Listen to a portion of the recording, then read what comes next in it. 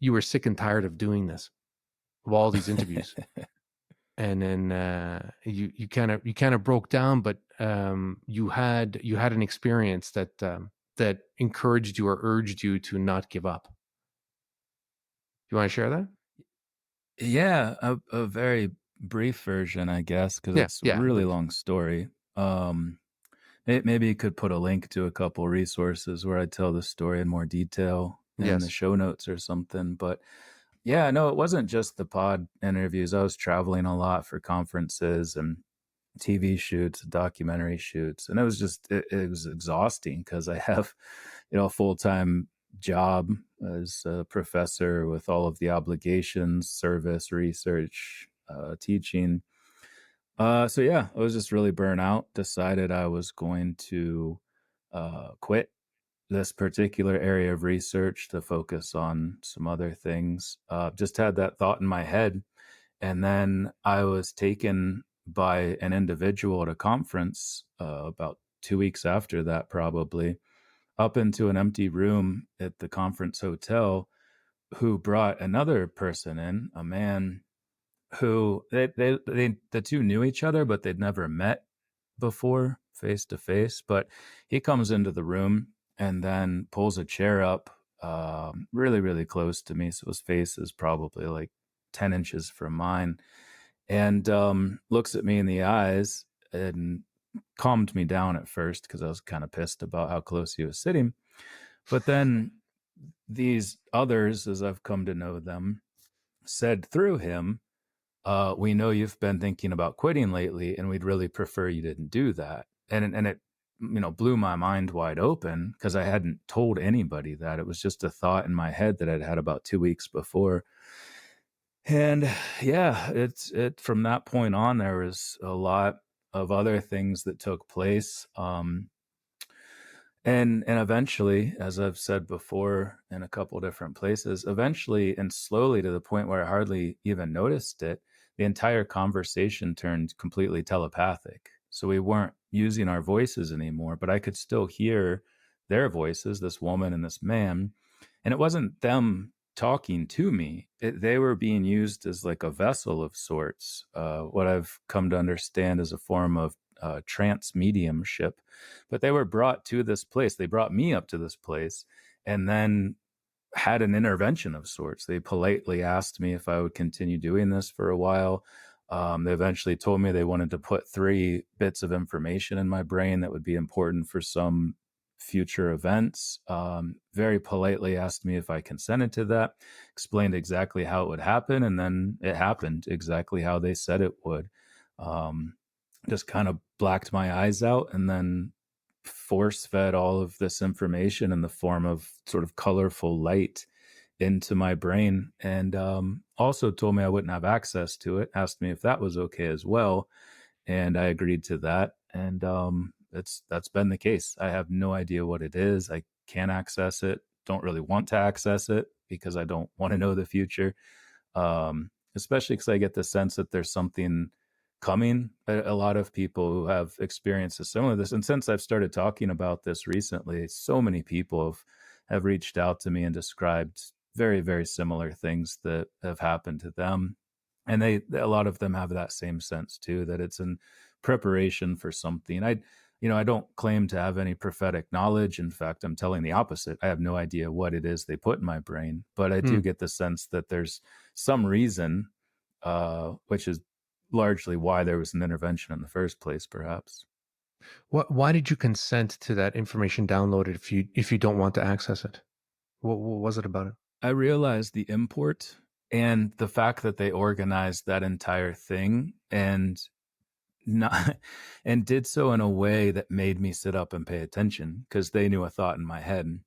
And then, not long after that, they referenced um, what I thought was just a crazy conversation happening with my internal monologue. They referenced it, that happened probably 5 or 6 months before, and again, just thought to thought, telepathic communication that I'd never experienced before. But when they showed me that they knew all of my thoughts and specific moments where we had communicated prior to this event that happened in Phoenix, Arizona, and also indicated that they have been a part, or rather, I have somehow been a part of their whatever it is that's happening here, whatever this connection is. Went through a lot of, really big ups and downs trying to figure out like what is the relationship between this ethereal spirit realm where I'm able to communicate with this non-local consciousness in this physical reality. How does this relate to UFOs? How does it relate to future humans, if it does at all? So there's just a lot of questions that I'm still trying to figure out. I don't claim to have any answers, but the more we talk about these things, and it hasn't been easy to talk about these things because it's so far outside of my, and I'm guessing most people's sense of conventional reality. But the more we have these conversations and talk about these things, I think the more we can potentially start to get some level of understanding about what that connection might be. Well, you're so very direct in the language that you use. I mean, you don't pull punches, and you're very matter of fact in your delivery. And so you make what you sound so much more credible as just like a piece of discussion. And this is not. Well, And I'm speaking not. of that, Sorry, go ahead. Go. speaking of that, they did that on purpose too, because they involved other people in this experience. It started out with just this man and this woman who Hmm. were being used as the conduit for this event to take place. But slowly, we were in a public room where this pre-party had started out earlier, in this fourth floor room with a balcony in this conference hotel, and people were coming up the entire time. Three people even came out on the balcony, and these others, had them go back in. And even one guy I talked to who was in there, a lot of them were worried about me because they saw this man like right in front of my face. My eyes were wide open. I couldn't even move my head. They were witnessing all of these things and were worried. Like, what the hell's going on with Dr. Masters out there? He hasn't moved in arguably 30 to 40 minutes. I lost time for a while when they blacked me out, so I don't know exactly how long. But when they did bring me back, that room was full of people. So there were a lot of people that witnessed this as far as credibility goes. Like, it's one thing for me to say, I felt like I had a conversation with them earlier in the year. It was just me and my dog out there. But when a lot of people, two people were very intimately associated with this event, and then probably 15 to 20 people on the inside watching it, and one woman, I have no idea who it was. I couldn't lift my head because it felt like a bowling ball. But one woman put her hand on my arm and said, "Are you okay?" Because they were concerned, So it's something that involved a lot of witnesses. I got the sense they didn't really like that. They were trying to kind of hurry along a little bit more once Yeah. people started showing up in this room. But yeah, it's definitely, it's something I talk about matter of factly because it's a factual experience, and I don't really have the ability to fully comprehend it or even moderately comprehend it right now. So all I can do is say what happened, and then people can take that and make their own interpretation of the events as they unfolded. Are you still in contact with those two people? Are they colleagues of yours? I never asked you. No, they were just the woman who was standing to my left, who was also involved telepathically. All three of us were communicating in this way. But again, it wasn't us. Through these two people, I was communicating with these others.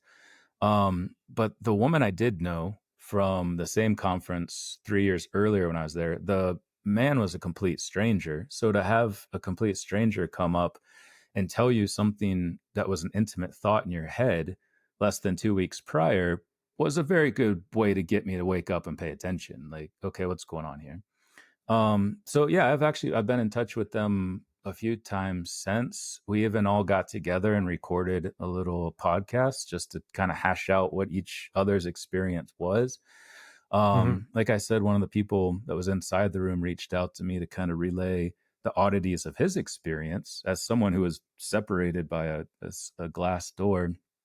So yeah, I've been in touch. I've even been in touch with these others about 6 or 7 times since then in various capacities. So it's an ongoing thing for sure. When you say others, who do you think they are? What do you think they are? I have no idea. The best I can do Yeah, the best I can do is some sort of highly evolved consciousness, non-local consciousness that is potentially associated with, I don't know. I honestly don't know. They alluded to being future humans because when they asked if, I would not quit doing the stuff that I was so exhausted doing, I said, "How can you possibly know that?"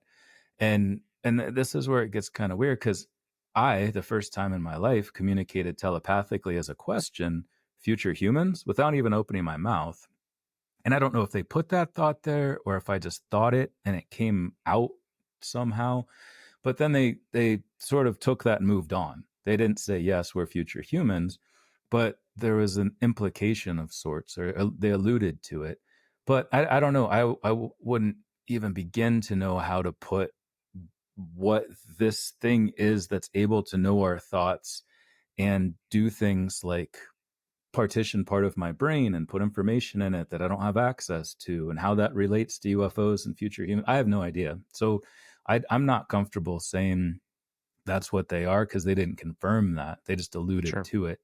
And without a more definitive answer to that question, I don't really want to speculate on it.